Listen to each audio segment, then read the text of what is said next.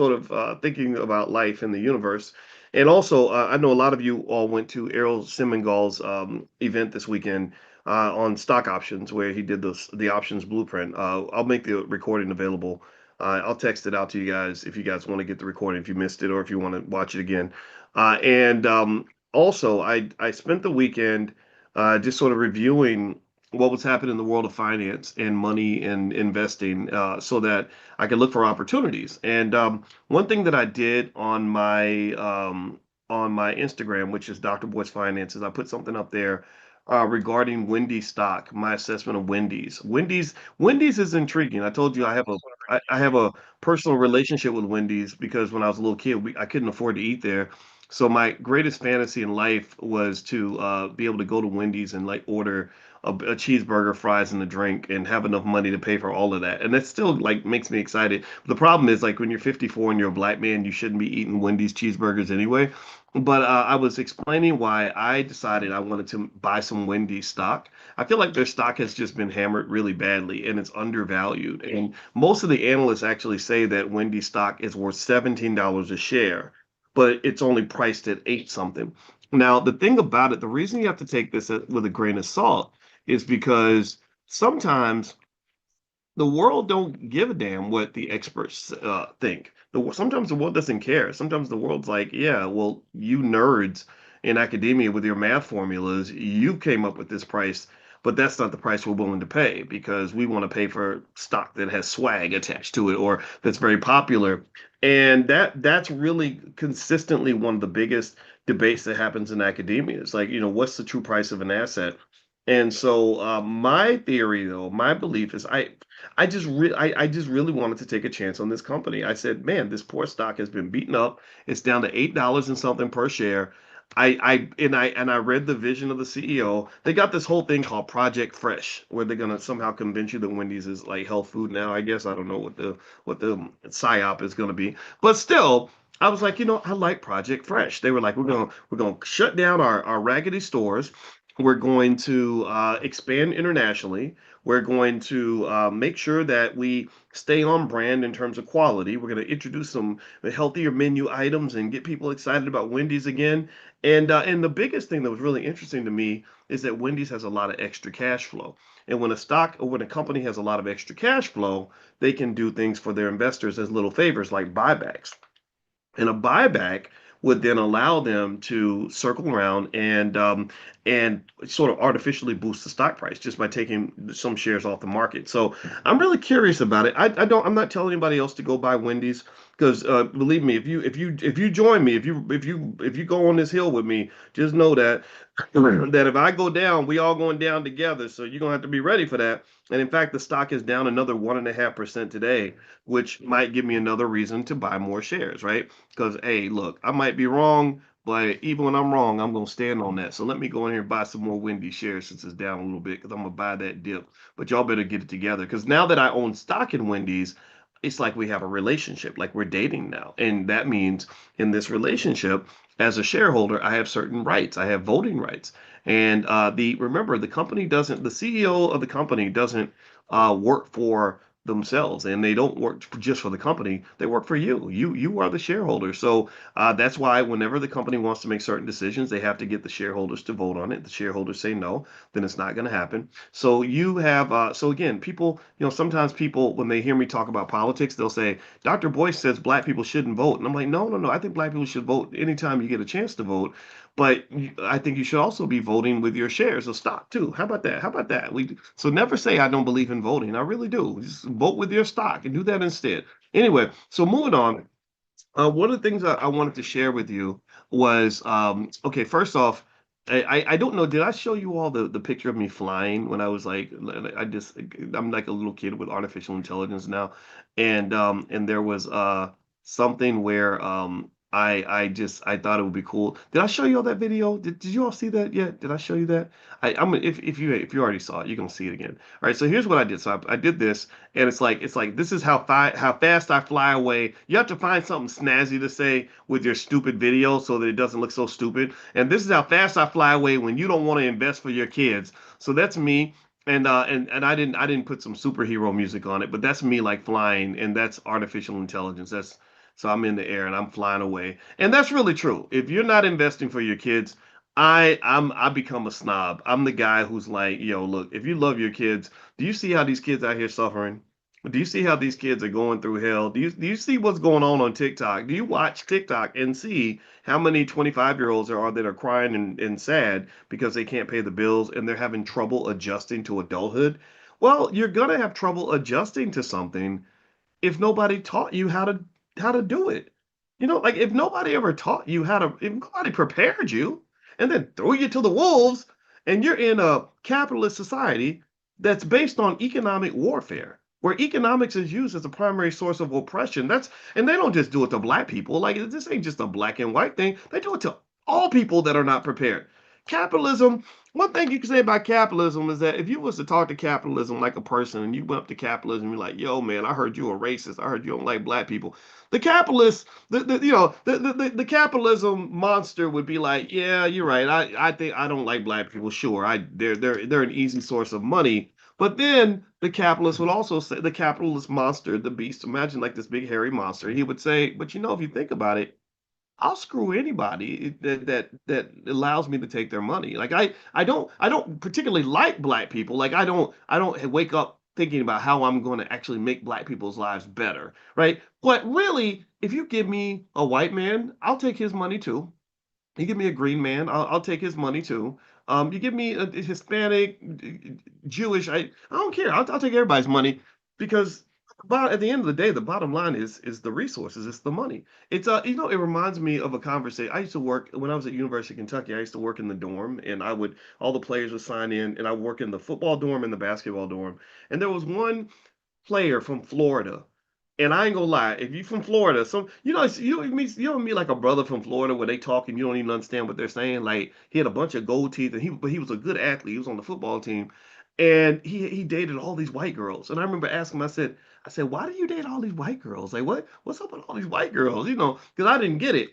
And he goes, I don't care, man. I don't care. I don't care. White, yellow, Hispanic. I don't care. I'll fuck them all. I'll fuck them all. That's how he said. He said, I'll take them all. He said, I want all the women. I don't just want the white ones, right? And I was like, well, I can't really debate that, I guess. I mean, you're probably gonna catch them diseases that way, but who am I to judge? And that's kind of what capitalism is. Capitalism is like, I will screw anybody. Like I don't discriminate when it comes to whose money I'm going to take. So what you got to understand is that when people get you all riled up about how capitalism is harmful to black people, which it probably is, I'm not saying it's health food or anything, you got to realize that the monster of capitalism ain't really just trying to come get you because you black. The monster of capitalism feeds on one thing, and that's resources. That's it.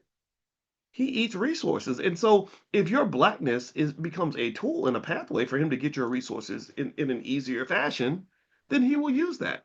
It's like when Hillary Clinton was running against Barack Obama, and Hillary would say stuff that she knew she was being a little bit racist, right? She'd say something that she knew that white people would react to because they'd be like, oh, we don't trust that black man, right? She knew that they would have this reaction, but I don't think she did it just because she's like, I just don't like black people. She did it because she was trying to win. And if she saw his blackness as a weakness, then she was going to use it, right? So to some extent, you got to understand that when you're getting beat up by the beast of capitalism, it ain't just because of the color of your skin or your gender. It's because capitalism will exploit every weakness that it enhances its own ability to get the thing it needs to survive. Do you understand?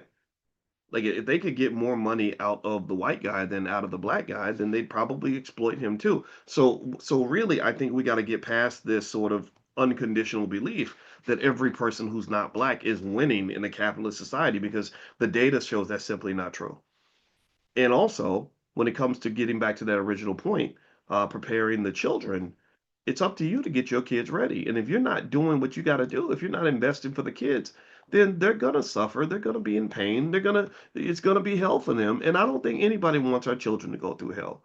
This is what this is the kind of stuff we break down in this class for those who are new. And I want you to just give me a yes if you agree with me that we don't want our kids to suffer. How controversial is that? Oh my God, we don't want our black children to go through hell. Can we at least agree on that? Like that don't there's nothing radical about this. This does not make me Malcolm X. I love Malcolm X, by the way, but this does not make me Malcolm. There's other things I could say that would make me Malcolm, but this is not one of those things.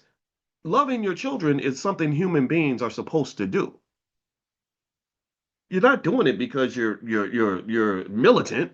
You do it because you're a person and you're human and you're doing what any intelligent parent would want to do for their child. You get them ready, you prepare them. And you prepare them by investing for them. You prepare them by giving them knowledge about wealth and where the resources are, and then you prepare them by giving them discipline. In the Black Business School, we have a whole model around it. It's called the KID model. KID, it stands for knowledge, investment, discipline. A child who has those three things, knowledge about finances, capital to invest with, and discipline to make sure that they don't blow their resources by doing dumb stuff in the culture, then they're going to be very wealthy. They're going to be financially secure. Their days will not their days will not begin in the middle of stress. Their days will begin in the middle of peace. They will not spend every day worried about their limitations. They will spend every day fantasizing about their possibilities. They will not get up every day and think that life is a box of shit. They're gonna get up every day and think life is a box of chocolates and that it's wonderful and that you never know what you're gonna get. And I'm so happy to wake up this morning because I feel so blessed. Blessings are something that can be manufactured. Black privilege can be manufactured. Black excellence should be manufactured, and we gotta own this. We gotta own this. Okay, like the man behind me, Reginald Lewis. I met the man who represents his family, and he literally represented Black excellence at the highest level. Your children should learn about Reginald Lewis before they learn about all these other worthless people they're going to learn about in public school. And so the models, the KID model, knowledge, investment, discipline. We have other models we call the STURDY model. STURDY stands for systems, technology, entrepreneurship, relationships, and delegation for the youth. One day we'll talk about that in more detail. We have a whole Black business school for children, by the way. It's at blackmillionairesoftomorrow.com. That's blackmillionairesoftomorrow.com. So if you're interested, you can enroll your kids in that at blackmillionairesoftomorrow.com.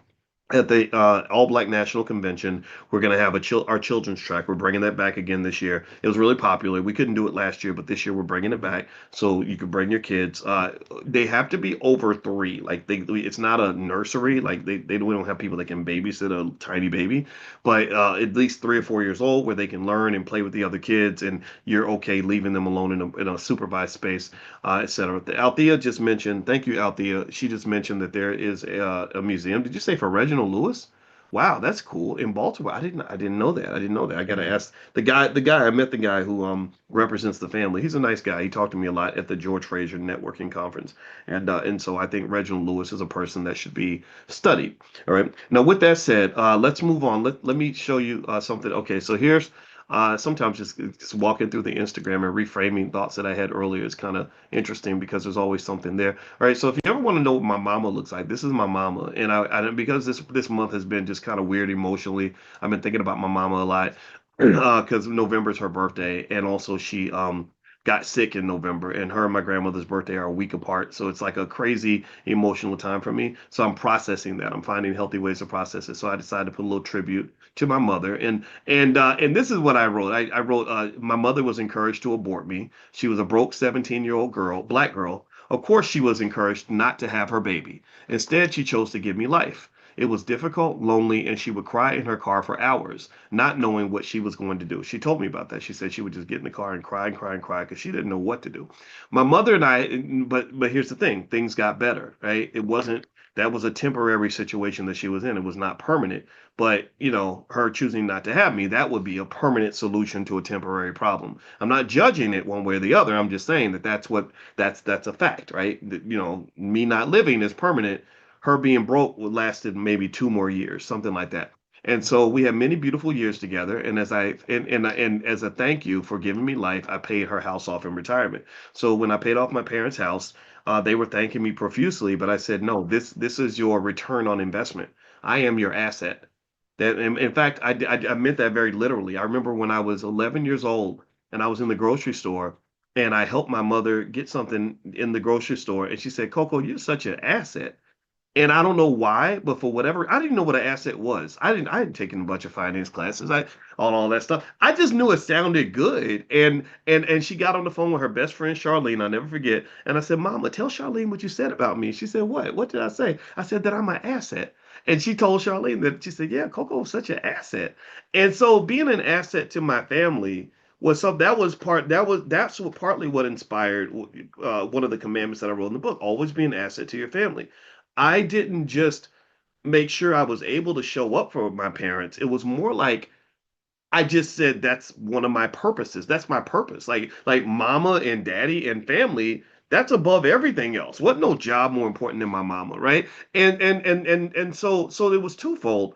One was I said also I thought about this and you didn't have to even put up with me. You didn't have to give birth to me. And the man that married you, he didn't have to raise me. A lot of men would have called him stupid for raising me. How many times have you seen content on the internet where they make fun of stepfathers? They make fun of men who raise children from other men. They think you're a joke. And I'm not judging. I'm not telling everybody to go out and be a stepfather. I'm just saying that sometimes when you follow trends and patterns of other people, broken people, misguided people, you miss the blessing. Because you can't tell me that I was not a blessing to my mama. I paid the whole damn house off. It was $1,000. I wrote the check. I said, "Here you go. It's done." Right. So I made the point to them. I said, "Do not thank me. You ain't got to thank me for nothing."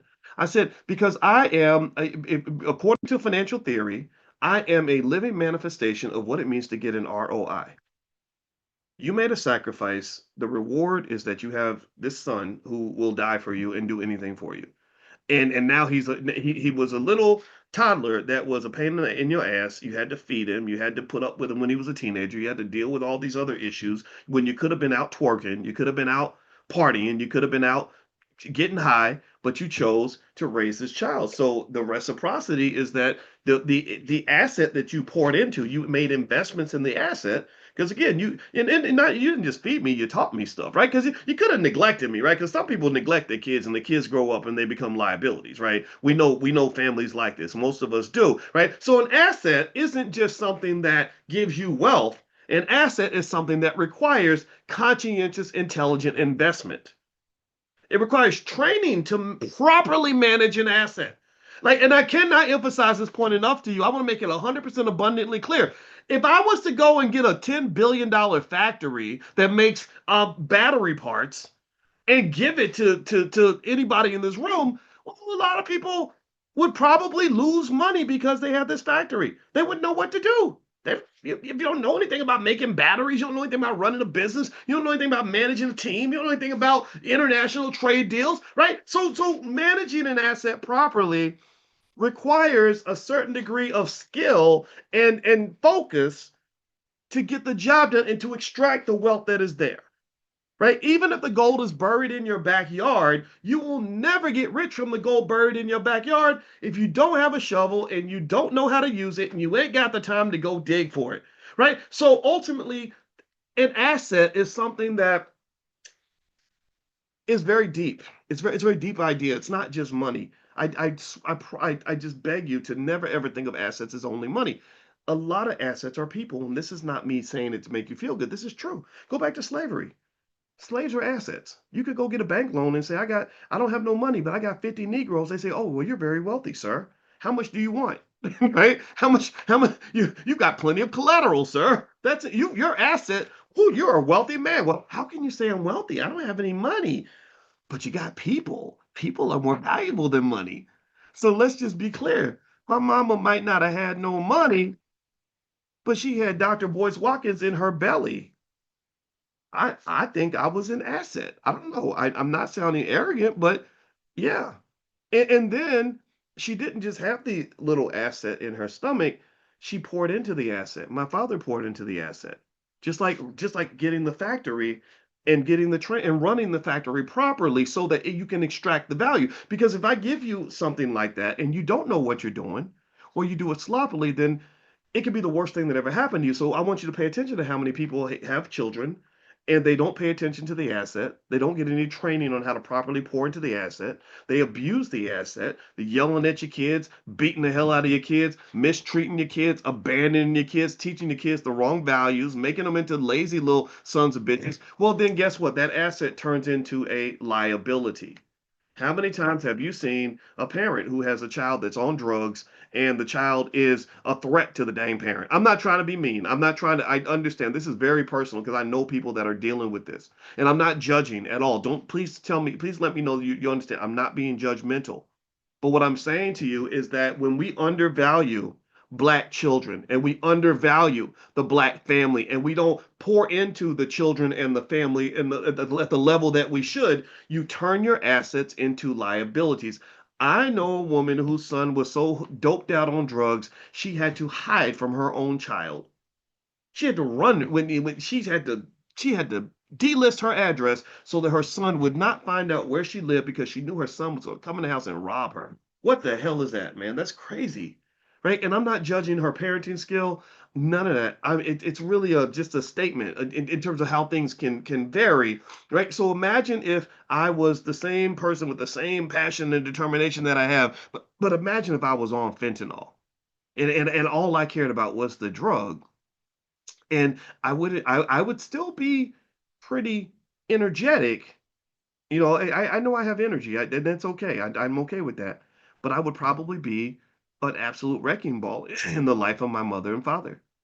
I wouldn't be the son showing up saying, "Hey, can I help? What can I do for you? What can I get for you?" I'd be the son saying, "Hey, mama, I need some money. Hey, mama, where was your purse at? Mama, I know you got some money. Mama, wait, mom, you remember what was that Spike Lee movie, Jungle Fever, with Samuel Jackson? Remember how he would come in and do little dances for his mama, so his mama would give him crack money, and he was yelling at his parents and scaring the hell out of them, and they're trying to retire in peace, but yet their son is their greatest liability. So remember that children are an asset or a liability depending on how you invest in it. It's no different from me giving you that factory. That factory can either make your life better or it can make it worse.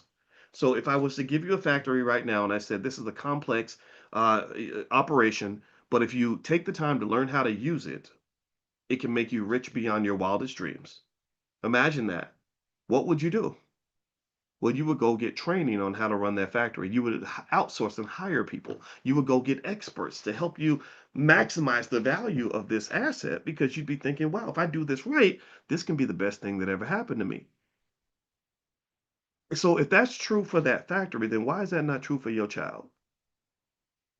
If that is true, if I can make that argument for a factory, why can't I make that argument about your marriage and your family? Family and marriage is an asset if it receives proper investment and it's properly managed. Children are an asset if they receive proper investment and they're properly managed. Sometimes that requires you to go get the skill necessary to do it the right way. I want you to pay attention to how many people get married and have kids and just wing it. They just trying to figure it out. Right? So here you are walking in that situation, all your trauma, all your bad examples, all this toxic culture, and you're like, I'm just gonna do whatever feels like it makes sense in the moment, and then our kids end up screwed up. And I think that's the wrong approach. I believe everybody, I think, I'm gonna tell you, I'm extreme with it. I believe every person that ever even thinks about having a black baby needs to go take a class. I really believe that. I'm not saying you should be legally required. Maybe because that's kind of oppressive. But maybe give them an incentive, a financial incentive. We'll give you $500 if you sit through this parenting class. And I want you to pay attention to how many trillions of dollars in black wealth that would increase and preserve. That would create. We could create $5-10 trillion in black wealth if every black parent simply said, "I'm going to take a class, not even a long class, a 2-week training seminar on how to not be a fucked up parent." And I guarantee you that black wealth would skyrocket off the charts, right? Healthy children grow up and become healthy adults that do healthy things. They become beneficial assets. But instead, we got a lot of children that become liabilities because their parents are just winging it.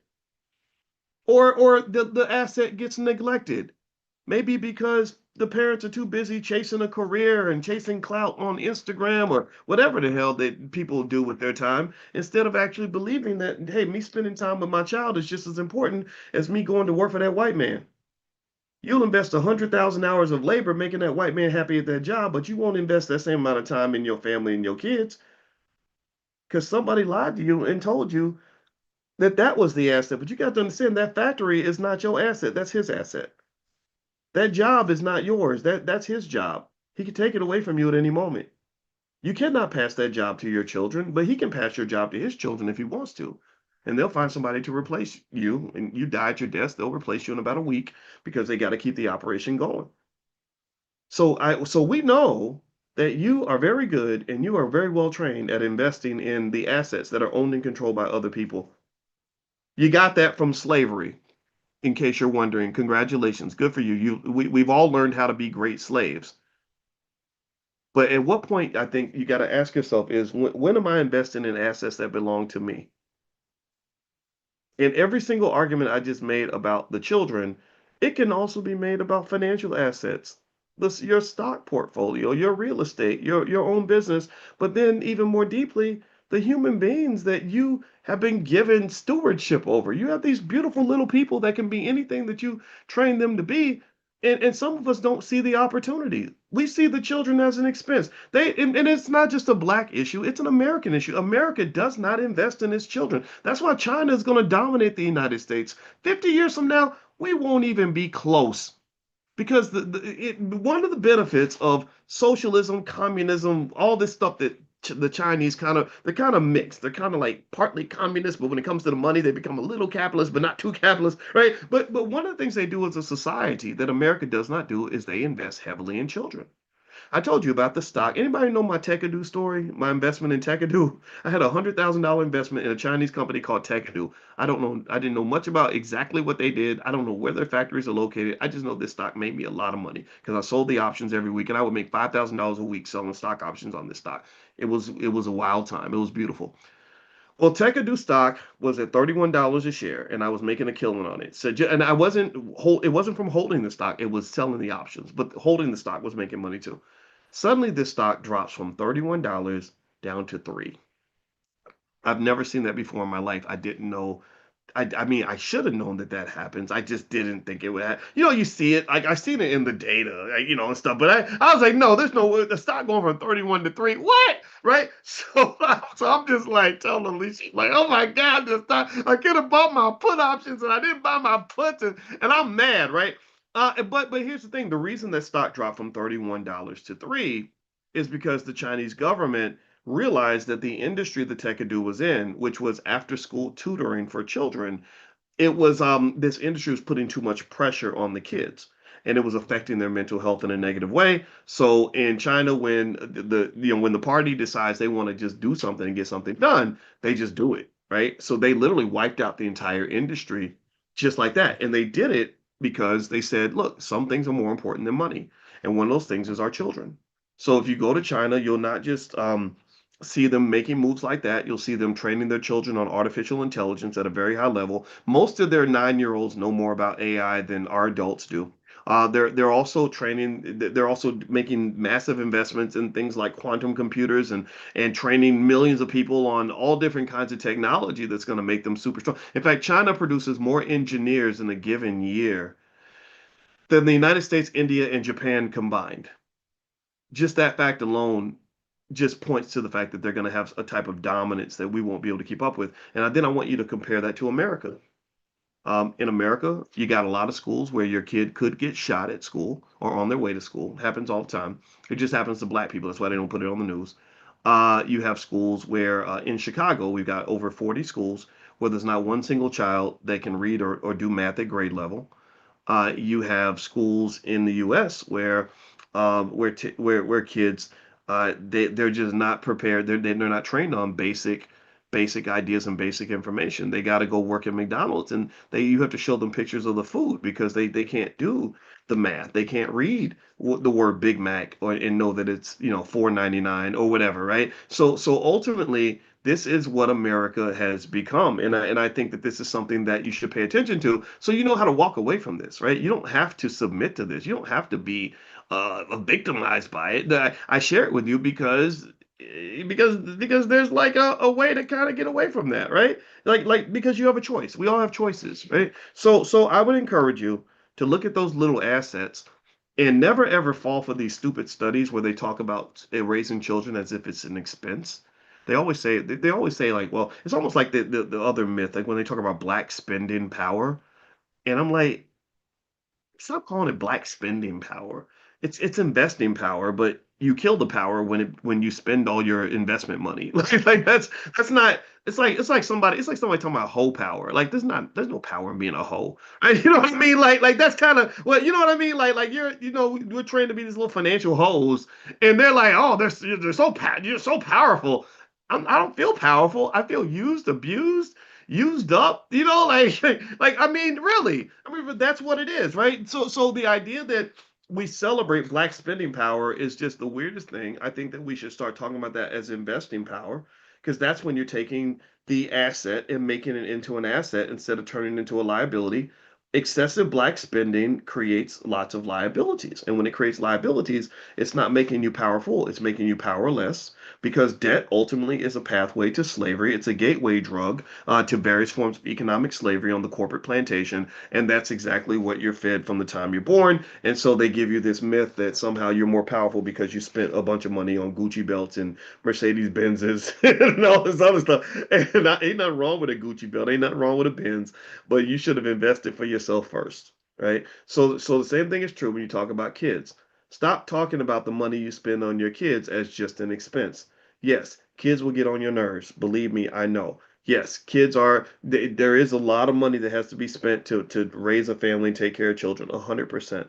But if you manage it properly, and this is one of your pathways to thinking like a wealth builder, you will turn every expense into some sort of an asset. You will be able to capitalize on that as opposed to looking at that as a simple drain. It's like if I get up in the morning and all I do is count the ceiling tile, count the number of tiles on the ceiling. That's going to be exhausting for me, but it's not going to benefit me in any meaningful way. I didn't learn anything by focusing on my attention on the ceiling tiles. So if somebody came to me and said, hey, look, you're burning all this energy, but you're getting nothing for it, take that same energy and instead of counting the number of ceiling tiles on the ceiling, well, why don't you count the number of stocks in your portfolio and count the number of assets you could be invested in or the number of different business ideas you could come up with? You're spending the same amount of energy, but you're getting a different result. Do you understand? It's like people say no pain, no gain. That's assuming that you're going through the pain doing something that's going to lead to the gain. Some people go through the pain and all they get is more pain. Do you understand? Some people do it in an unconscious way. This is where consciousness matters.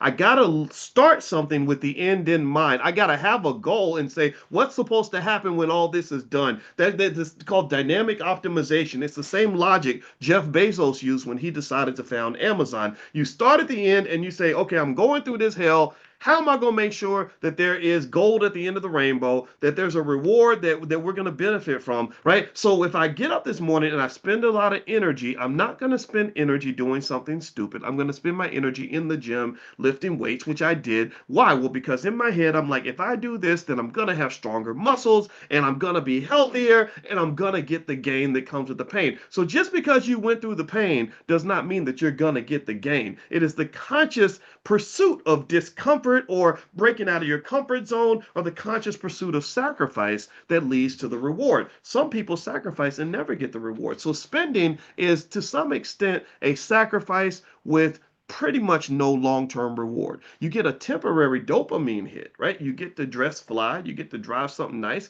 you get to brag to your friends about how much money the fact you spend $1,000 on dinner or at the club, right? But the long-term gain is non-existent. There's actually long-term pain that comes with that. So ultimately though, but remember that's not the rule of money. The rule of money is not one that says I spend now so I can have less later. The rule of money says I invest now so I can have more later. Do you understand? And that's consciousness. Consciousness. Propelling myself forward to the future, starting at the end and working my way backward and saying, I'm not just doing this in order to receive a temporary reward. In fact, I might go through some temporary discomfort. I'm doing this because there's a long-term win. So with children, let's go back to investing in children since that's the theme. I didn't even plan on this exactly, but this is going to be the theme.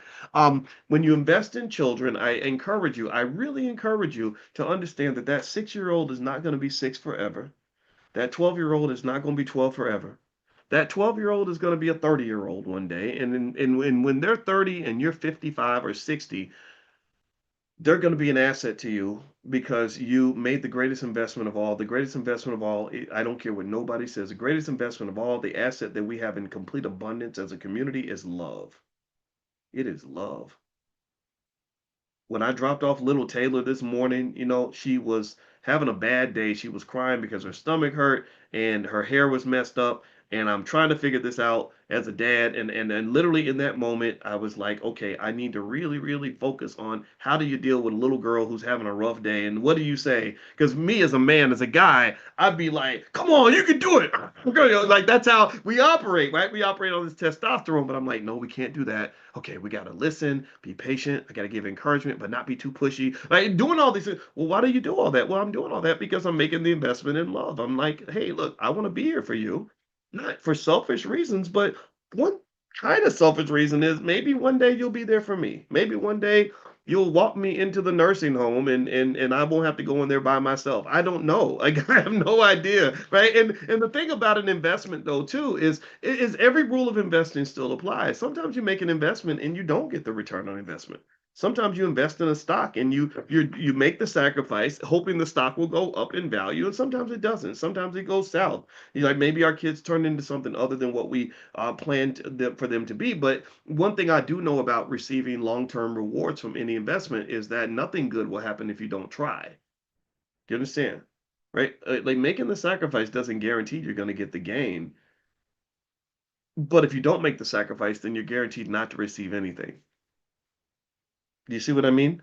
Right? So to some extent, I would encourage you to never ever look at a black child as some sort of liability.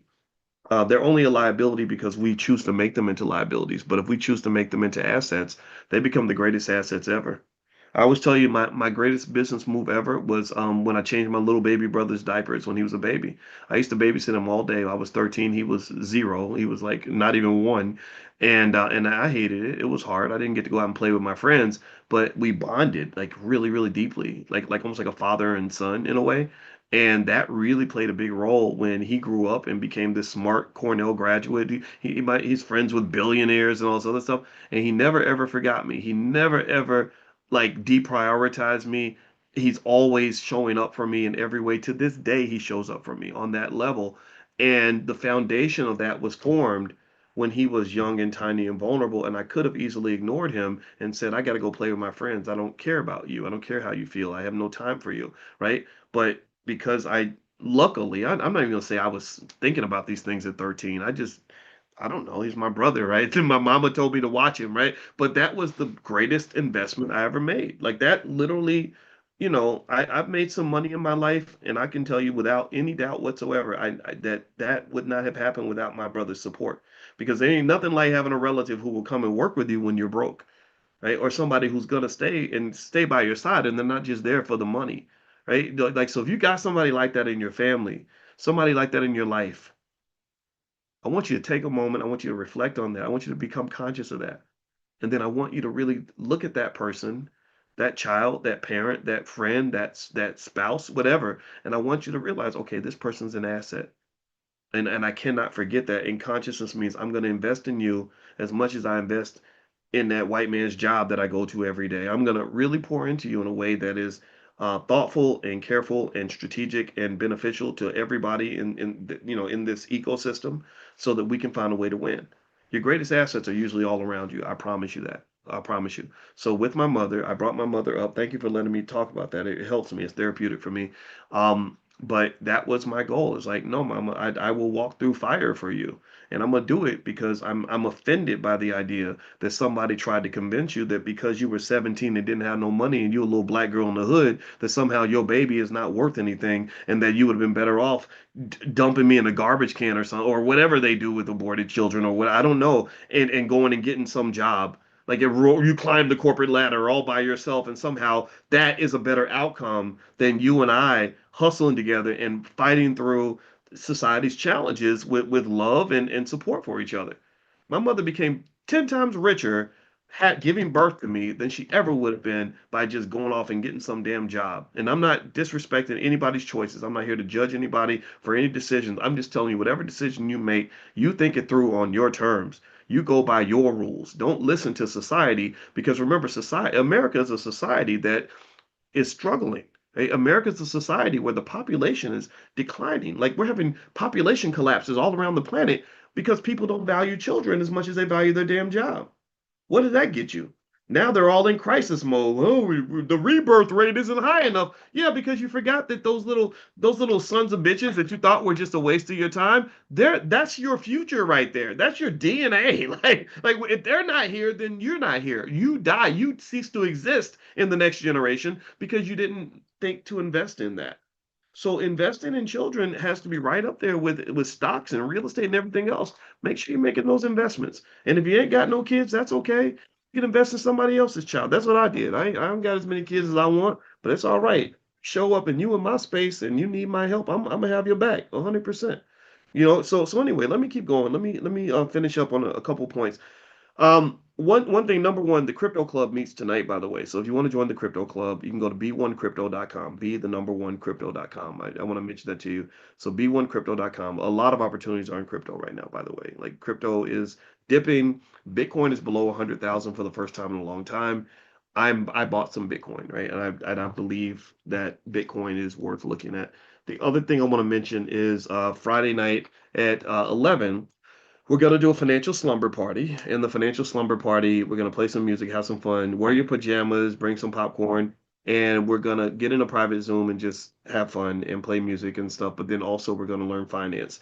And the topic for this week is gonna be I'm gonna do a training that I put together called Stormproof Investing. And I'm gonna go through all the different ways to invest in so that you can deal with recessions and crashes and everything else and actually come out on top. So that's what we're gonna do. If you want to get notified, I'll send you the link out today to join. There's a small fee, but it's not much, and you can bring your whole family. And and I'll text it out if you're on the list. The text word is morning. Text the word morning to the number 87948. If you haven't done it yet, text morning to 87948. If you have trouble finding it, you can also email our support team, support@theblackbusinessschool.com. That's support@theblackbusinessschool.com.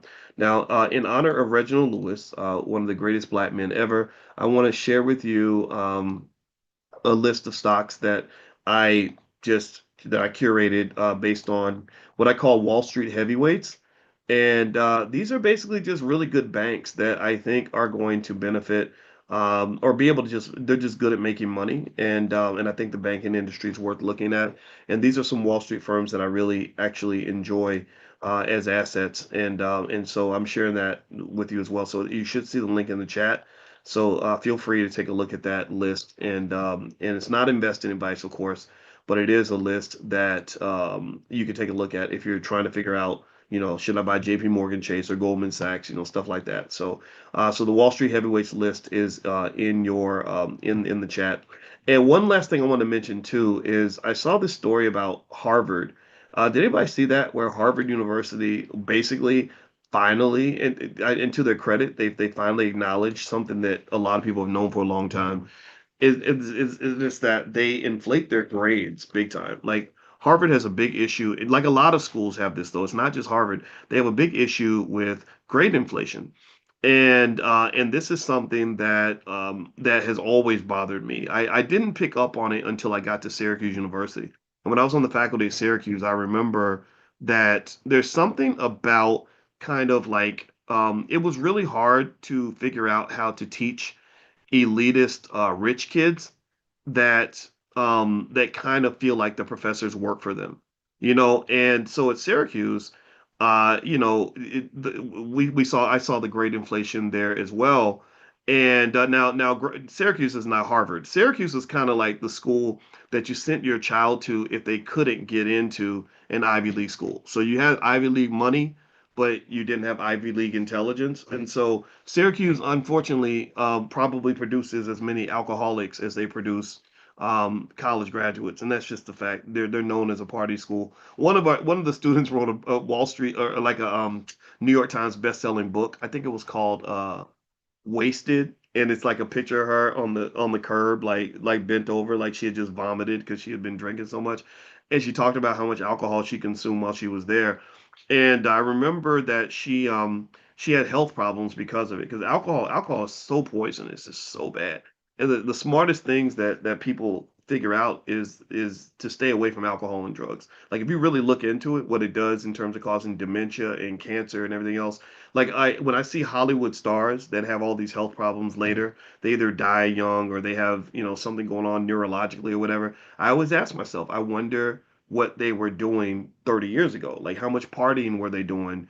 And did they think that there was not a consequence to this, right? So again, not judging, but it's just a fact, right? So anyway, I remember when I was at Syracuse, one of the things that was really interesting was that when you had wealthy, entitled students, maybe some of whom had parents that were big donors to the school, they would talk to the professors as if we worked for them. And that was weird for me. I'm not used to that. I'm a Southern black man that believes in authority and hierarchy and everything else. And it's like, I'm the teacher, I'm the professor, I'm the scholar. You listen to me. And when I was at University of Kentucky, we were given that level of authority. I would teach a class and I would give them the grade they deserved. And if I didn't want to change the grade, I didn't have to change the grade.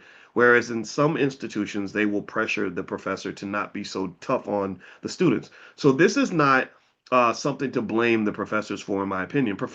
Most professors I know do not enjoy inflating grades. It's like watering down, their ability to actually teach the students.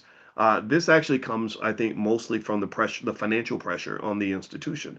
Universities, they need that tuition money, they need that donor money. So there, in many cases, it's the administrators who force the faculty to kind of fold to this. My wife's father was a brilliant professor at Tuskegee University for 30 years. His name was Dr. Francis Taylor. He was one of the most world-renowned social workers on the planet, and my wife's in social work as well, just like her father.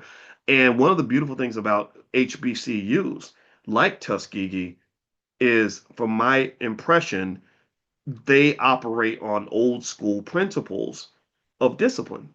They're not that most of the, I guarantee you that most of the instructors at a Tuskegee are not just going to give you an A or a B just because you're breathing, right? And so if you want to point out an area where I think Black people are quite extraordinary when we're at our best, when we really focus on what's real and versus what's not, when we really truly are committed to being who our families were before integration and student loans and corporate jobs came along, you will find that the HBCUs don't have the grade inflation issue that you'll find at a lot of Ivy League institutions. And so I commend them for that, and I think that that's important. We could talk about the things that are wrong with the institutions, but we got to talk about the things that are right. So with that being said, a question, an economic question might come up is, well, if you know Harvard's going to give everybody an A or a B, then why would you go? Well, the reason people attend these schools is not the learning. You can learn in a lot of places. You can go to the University of Tennessee and learn a lot of the same principles of finance or whatever that you would learn at a Yale or a Harvard. Where the quality of the experience comes into play is that in many cases, the people that are admitted to these institutions are extraordinary people. They're extraordinarily smart, they're extraordinarily hardworking, they're extraordinarily well connected. Now, every now and then, you'll get a George Bush in there who gets in because his daddy was the president or something. But for the most part, most of the people in these institutions are extraordinary people. The faculty are extraordinary people. When I was in grad school, if you got placed at Harvard or Yale, you were pretty much a badass in finance. You had to be good to get these opportunities. So so it's the environment and the culture, I think, that drives everything and still makes it an excellent place to be. And this is one of the reasons I talk so much about culture. If you read my book, The 10 Commandments of Black Economic Power, I talk extensively about how you choose to shape the culture in your household. Are you choosing to shape a culture that's built on excellence, perseverance, discipline, wealth building, etc.? Or are you building a culture that's built around other things, right? Is it a job? Is it a job chasing culture, or is it a culture where you create your own opportunities in addition to the job? I mean, no, not job shaming, but there's so many other ways to make money outside of a job. And in fact, the job is the worst way to make money. In fact, some would even say that about at least 50% of most jobs are a little bit of a scam. And you would say, well, why would you say jobs are a scam? Well, to me, it's a scam because I can't think of any other place where you can work your ass off for 50 years and have less money when you're done than you had when you started, right? Just go back to that. Like, how in the hell is it that I don't work my ass off? I mean, very, think about this. A lot of us know really undisciplined people. They won't go to the gym. They won't. They can't save money. They can't. They make a plan and they don't follow through. But though that same undisciplined person will be super disciplined when it comes to their damn job. Am I lying? Tell me the truth. Seriously, I want you to think about how many Negroes you know where you can't plan nothing with them because they don't stick to nothing. They set a goal every New Year's and they never follow through. Won't even they will promise the kids they're gonna pick them up and won't even show up for the kids. But you'll show up for your boss every day. Your boss says be there by 9 o'clock. You're there at 9 o'clock. Your boss says work 8 straight hours. You will bust your ass for 8 straight hours. Your boss says jump. You say how high. So you're super disciplined when it comes to your slave master, but you can't be disciplined when it comes to yourself and your life and your family and your own wealth. Right? So you're really disciplined when it comes to protecting his resources, but you have no discipline when it comes to protecting your own. That's a mental illness. That's a problem. Like that's a real problem. And so in my view, I just kind of look at it real simple. I would say, and this was really the common sense I came up with when I was like 19. I was like, when I was in college and I was trying to figure out how am I going to make good grades in college? I don't belong here. I can't get through this dang school. This is for I would see white people that look smart. I didn't know the difference between looking smart and being smart. So I was seeing they'd have their little backpacks and little tiny glasses, and I thought that meant you were smarter than me. I just didn't know. And I didn't know how to study. So you know how I figured out how to study? I kid you not. I remember thinking, I said, well, okay, well, if I can go to Taco Bell and work for 8 or 9 hours, then I could easily study for 4 or 5 hours. Right? It was that simple. It's like, well, if I can go and do this damn minimum wage job for 8 hours, I can study for four. Right? Right? And you'd be amazed how many people can't do that. Like they will get a job, work 40 hours a week, 8, 9, 10 hours a day, like a disciplined little soldier. But in college, you ask them to sit down and study for 3 hours, they can't do it. And I'm like, why would you work harder for him than you work for yourself? And then also college to me was like, well, if I work really hard for 4 years, I get to live good for the next 40 years. That was the thinking. But I would see people that wouldn't study, wouldn't even crack a book. And I'm like, so you're gonna suffer for the next 40 years because you can't be balanced for four. Not even disciplined, just balanced. I mean, you ain't got to drink every day. You ain't got to go to every step show and every party and stay the whole 4 hours. Like there's no the lack of balance, right? So because the parties and the step shows, I learned that in college. I was like, okay, the parties and the step shows don't make people drop out. It's when they're not doing their work in between the parties and the step shows. Ain't no party ever made nobody drop out of college, really. So people are like, don't go to parties. That'll keep you, because you'll drop out of school. Parties do not make you drop out of school. It's when that's all you do. It's the lack of balance that causes you to drop out. So really, in my view, it's kind of like a self-esteem thing. Really, like you have to really accept the idea that what you're working on for you and yours and your family is more important than anything you could be doing out there. Like you have to accept that. And if you accept that, then you'll say, okay, I'll go to work because I have to, but that's not going to be the most important thing happening in my life. There's no job they could offer me. There's no promotion they could give me that will be more important than whatever it is I got going on right here. Right. And what would you have going on? Well, I got my mental health and my physical health. I think Gen Zers are really good at that, by the way. They're better than our generation at balancing their mental health and realizing the corporate plantation is not worth sacrificing your life for. People in our generation will work ourselves into an early grave because that's how we were raised. But then, or what else you got going on? Well, you do have these things called children. We've discussed that, right? How children are arguably in many cases the greatest asset that you have, unless you turn them into a liability. You've got each other, right? I pick that woman to be by my side, or you pick that man. It's like, okay, how are we going to do this? Like, like these things. I'm gonna tell you another area where I think everybody should take a class is if you ever choose to get married, don't do that without taking a class because that is like getting in the car without a driver's license. In fact, you're not getting into a car without a license, you're getting into an airplane and you didn't get your pilot training. I'm a trained pilot, but I'm only a student pilot. But I'm proud of that because I can fly an airplane by myself. And you'd be amazed how much training you go through in order to just be a student pilot. So you don't crash your plane into somebody else's plane. So you communicate with the other planes that are around. So you know how to take off and not fly the thing into the woods or kill somebody when you're trying to land, right? So really, I think with marriage, it's kind of similar, marriage and family, it's such a sacred task, and you have so much power. You really have the ability to destroy the lives of other people and to destroy your own life. I personally think that when you engage in such a sacred and critical and important task that could either propel you to wealth and success, or it can destroy you and throw you straight to hell mentally, physically, and financially, I personally think that counseling and a course would be worth it.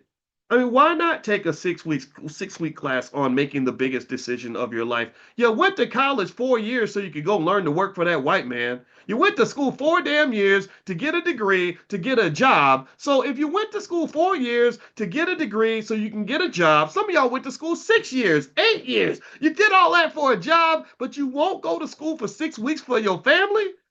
Come on now. I mean, make it make sense.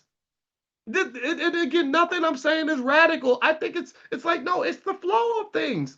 You already, a lot of y'all educated. You went to school for other stuff.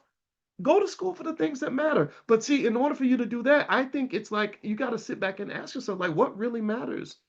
And a good way to learn what really matters, I figured this out a long time ago. Yeah, a great way to find the secrets of life is to go listen to old people. Like listen to go there's always stories and studies about what old people regret when they're on their deathbed. And when they look back at their lives and they say, I wish I'd done this different, I did that different.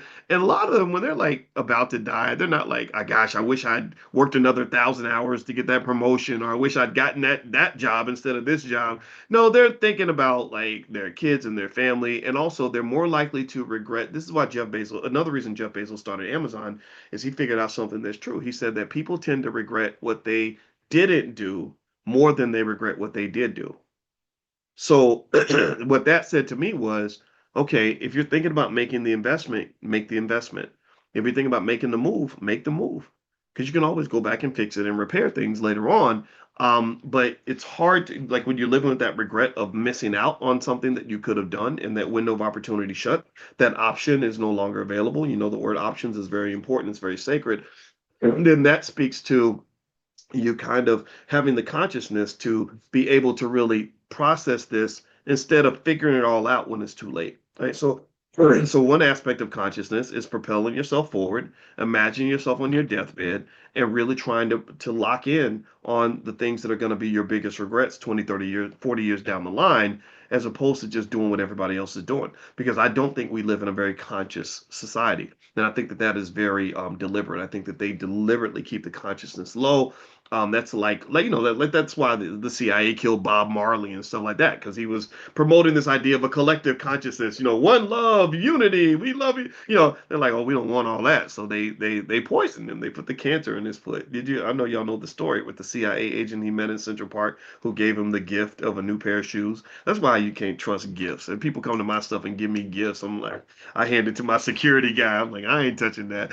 So anyway, with that said, yeah, look it up. Look it up. That's the whole story. Yeah, Bob Marley. There's a lot of people that believe that he was. I mean, he died of cancer in his 30s. I mean, really, come on now, right? So anyway, with that being said, this is the world you live in, right? So it's up to you to decide how to process that. But I would encourage you that, like, once again, circling back when you talk about investing, invest the things that are not financial first, because that's where you have the greatest abundance. That's where your wealth is located for some of you. You may not have any money, but you could be very rich. But you can only be rich if you're conscious of where your wealth lies. Your wealth lies maybe in your time. Maybe your wealth is in your intellect. Maybe your wealth is in the amount of love that you have to give. Love is an asset. It truly is. I'm not saying this just hyperbolically. I'm saying that because it's true. Okay. All right. So anyway, I'm done. Thank you guys for listening. It was a wonder. It was a joy speaking with you today. And I'm gonna let you go to your day, and I hope you're successful. And if you want to study stock options with us, you can go to drboyceprime.com. We have a whole training or program. It's fun. It's a club around earning income from selling stock options. So there's a lot of opportunity out there, a lot of money out there to be made. So feel free to join us. I think you're gonna like it. All right. So have a good day, everybody. God bless you. And don't forget, if you want to be on the text list for the morning class, just text the word morning to the number 87948. We do this every single day, 7 days a week, 10 a.m. Eastern, nonstop, because we are serious. Financial fitness and financial awareness is one of the most important things that we can do, and we're not playing. We're here to be excellent. So God